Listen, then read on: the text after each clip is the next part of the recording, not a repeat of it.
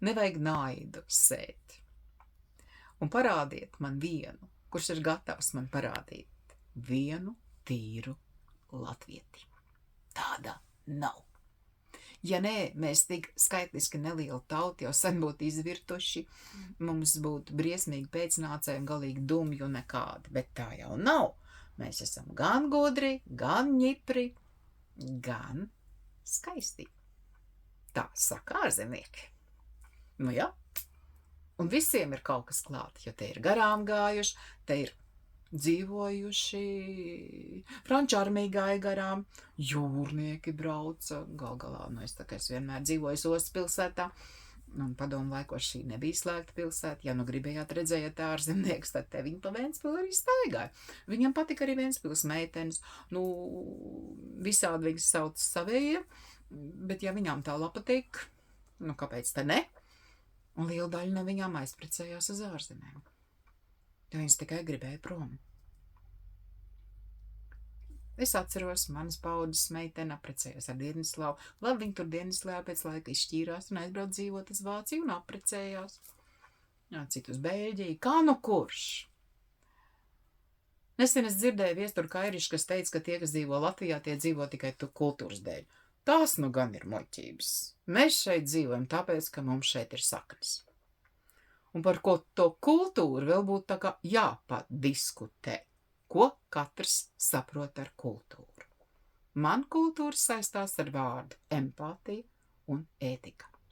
Bet tie, kas iedomājās, ka viņi ir gudrāk un labāk par parasto tautu, tā nav kultūra. Un tas praktiski ir nebaudāms. Bet tur ir tās sakāpes galvā, bet iedomība un augstprātība un lepnība tomēr ir nāves grēki. Un nekas nav briesmīgās par to, kas sakāp galvā. Un no malas tas izskatās pat smieklīgi. Jā, viņi diezgan skaļi bļauj. Ak, Dievs, jāceļ pasākumi, bet varbūt tos pasākums tik daudz nemaz nevajag. Man ir ļoti laba atmiņa. Un ja vēl man paudze atcerās, tad Ļeņins teica, ka kultūra ir opijs tautai. Tātad, lai viņi sēž, priecājās, aplaudē, dzer un ēd un nedomā par to, ko dara tie tur augšā. Vai cik laba pozīcija.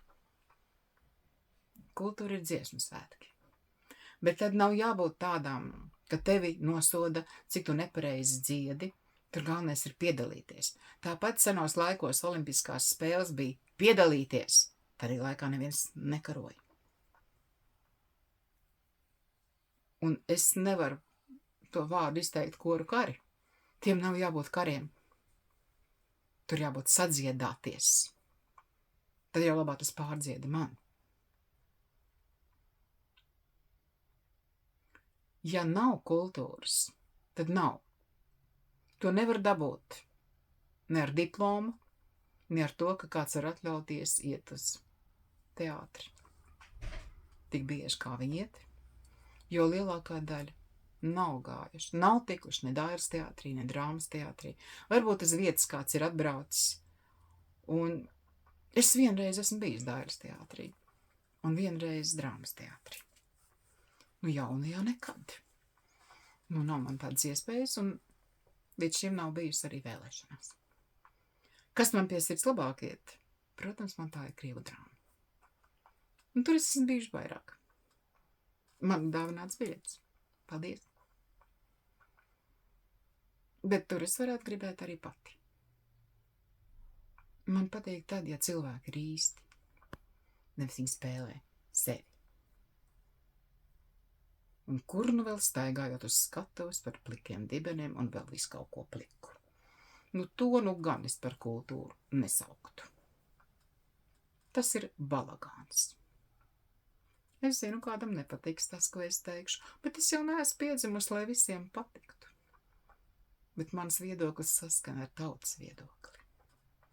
Ar vairākumu viedokli. Jo nevajag aizmirst, ka ļoti daudzi lišķējās, melo un izliekās. Un tad ir nabadziņi. Tam notic, un tad viņam sakāp galvā. Nevajag uzticēties lišķiem. Nevajag. Man nekad lišķi nav patikuši. Es viņus necienu. Un man patīk cilvēku cienīt par godīgumu, par zināšanām, par to, ka viņš godīgi dara savu darbu. Un tad daudziem šodien es ieteiktu padomāt, cik godīgi viņš par to savu samaksu dara savu darbu, vienalga, vai viņš ir valsts ierēdnis, ārsts vai skolotājs. Nevis tikai bļaut, ka naudas pa maz. Ja lielākā daļa tautas dzīvo ar minimālo algu, ja māte viena audzina bērnu un viņai ir jāizdzīvo, un viņa neskaitās, viņai tur pāris eiro vairāk, viņa nav maz nodrošinātā. Tur jau ir tā lieta. Visapkārt ir pārāk daudz izlikšanās un pārāk daudz melu. Un tad padomāsim, kā jūtas citi, un vai mums ir tiesības šobrīd, kad 5. gadu iet karš, kaut ko svinēt, svētkus svinēt un salūts laist gaisā par lielu naudu, kuras valstī nemaz nav. Te pašā laikā nelabojot ielas, ka cilvēki var kaklu slauzt. Un mašīnas arī, protams. Šī plātīšanās ir jāizbeidz. Beidzot, skatīsimies patiesībai acīs. Esam mazi, un mēs daudz ko nevaram atļauties. Un to, ko mēs nevaram atļauties, to mums arī nemaz nevajag. Bet elementāras lietas, kā medicīna un izglītība, nevar būt arī bizness. Un tad padomāsim. Kas tad mums valstī ir svarīgāks? Protams, ka miers. Bet bez tračiem, lūdzu. Nu, dronas nokrita, nu un? Un ko līdz viss tas trādrīdis? Un atkal meklēt vainīgo. Es te dzirdēju vienu kungu, kas saka, viņš maksā nodokļus un viņam valsts neaizsargā. Kāpēc tā neaizsargā? Vai tad viņam tas drons uz galvas uzkrita? Un vai vispār kāds nokrita? Ļoti bieži pat nenokrīt, tikai parādās. Un pazūd. Kars ir blakus. Kāpēc mums tik daudz lāču? Tāpēc, ka sen jau tie lāči bēg uz visām vietām, jo tur, kur ir karš, no turienes bēg dzīvnieki. Kāpēc mums ir tik daudz briežu, stirnu un citādu zvēru? Protams, ka viņi nāk kā bēgļi, bet viņi te nepiereģistrējās. Viņi te dzīvo. Bet zemniekiem no tā nav jācieš. Un cilvēkiem no tā nav jābaidās. Un beidzot, tie, kas ieņem amatus, un tie, kas par to atbild, būs jāmācās viena plika, patiesa aritmētika, kad 2 + 2 tomēr ir 4 un nevis 5. Lai mums izdodas rēķināt. Atā!